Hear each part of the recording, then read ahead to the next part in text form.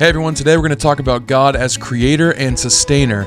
And these are two things we know that God does, but I think we're thinking about them a little bit wrong. And today we're going to look at a really cool way that God is both creator and sustainer actively today.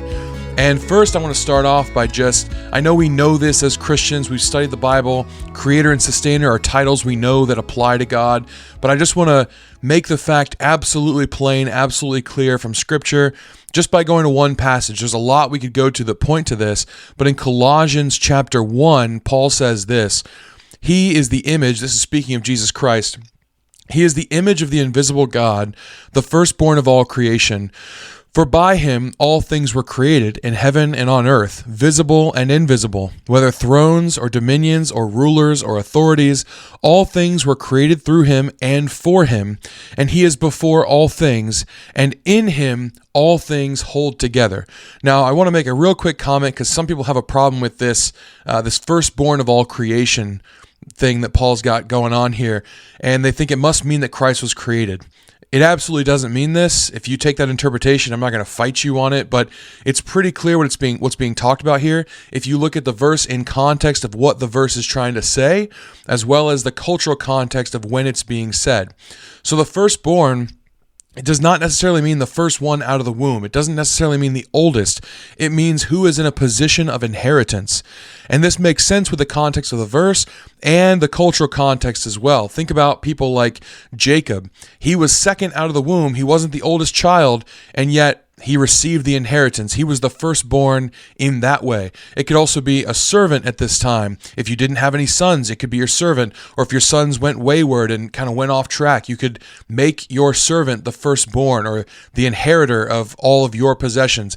And that's exactly what's being talked about here in this verse. It says, all things were created through him and for him. So in that way, he is the firstborn. He is the inheritor of all things, not just the maker. It's not that he just made all things or that things were all made through him, which, by the way, the fact that all things were made through him already defeats the idea that he was made, because he can't be made through himself if he is not yet made to make him. And that's such a confusing statement, but we're clear on the fact that Paul cannot be talking about Jesus Christ being created, because he's saying all things were made through him, and he's firstborn by virtue of the fact that all things were made for him to inherit. So that's the context of the verse, both culturally and literarily in the context of the Scripture itself. So we understand that. But this is really interesting that it says things were made through him and for him. This really plays into what we're going to talk about today. But Christ here is outlined as creator and sustainer. So God is both creator, but it's also that he is the sustainer. He is before all things, and in him all things hold together. This is what it says. It's very clear. Now you can look at 1,000 other verses that say the same thing, but this one I think has both of them very clearly in it, and I think they are really valuable in looking at God as creator and sustainer. So why do I bring this up? Why is this important? It also mentions here that he is the creator of things both visible and invisible. And this also plays into what I want to talk to you about today. Now I'm going to veer off course just a little bit. The other day I was reading this article about a new species that was discovered. It was a new species of frog found in 2023, and I've got a picture of it up here. I'll put it up, but I want to make sure that I have the name right. It's named after J.R.R. Tolkien, and that is my favorite writer. I think he's an incredible person. But the species is from Rio Negro Sopladora National Park. It was only found in 2023. It's thought to be extinct, or not extinct, but headed towards extinction. So they're really looking at conservation right now. And the name they gave to it was, let me see if I can find it here, Heloscirtus tolkieni. So I can't pronounce Latin because I don't speak Latin, but that's what it's called. I'll throw a picture up for you, and I'll throw a few pictures up of other species that were found just this year. But this had me thinking, why did it take until this year for us to discover this species? And really, if you look into it, this happens all year round.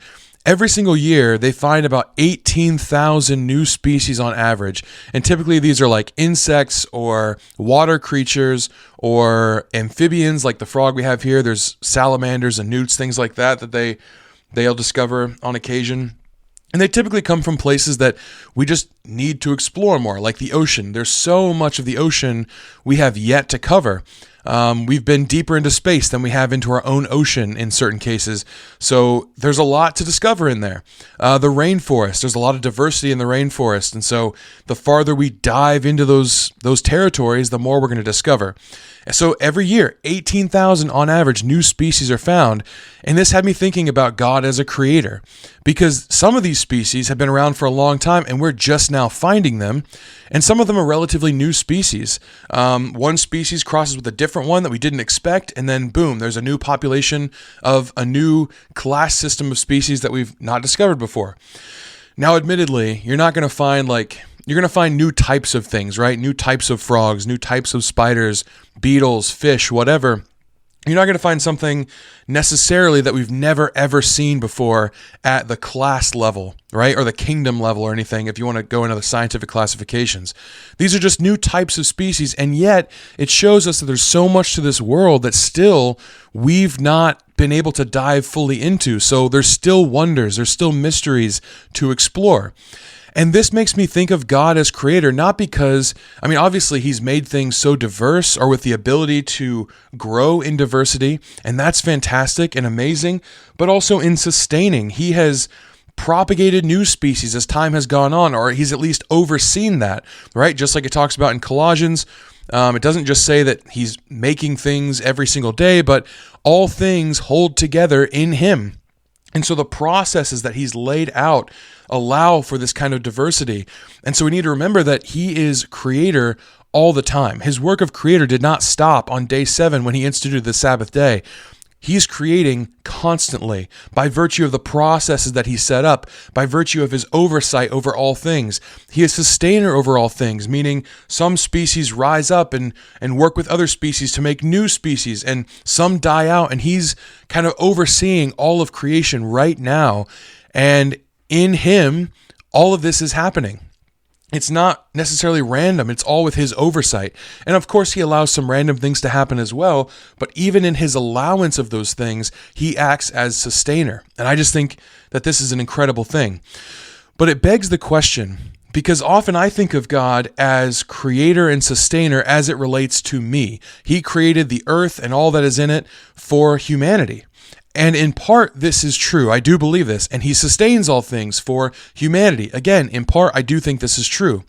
But we have to remember that it was Christ that all these things were made through and for. It wasn't for me. I was actually a part of that creation made for him. And so when all these new species are being discovered, about 18,000 every year, like I said, I have to wonder, as time continues on, I believe that there will be an end to time when Jesus Christ will return, when he will come back and God will dwell with mankind. I believe there'll be a millennial period. And I believe that at some point, the heaven and the earth will be done away with, and a new heaven and a new earth will be revealed. That's part of my eschatology and a part of the eschatology for a lot of Christians. But what does this mean? So imagine, let's just say, I don't know this for a fact, I'm not claiming a date or anything, but let's say 10 years from now, Christ returns and all this stuff is put into motion. In 10 years, it will be 2034. So imagine we've continued on finding new species, 18,000 a year, and then at 2034, things stop. We obviously, there's wars going on. There's cataclysmic events that are going to probably cease some of these things, and yet there might still be things that we have not discovered. And in that, it makes me think that God is creating and sustaining because he is fundamentally a creator and a sustainer. He likes to create. He appreciates life. He appreciates making new things and seeing new things come about and overseeing all the processes of the earth.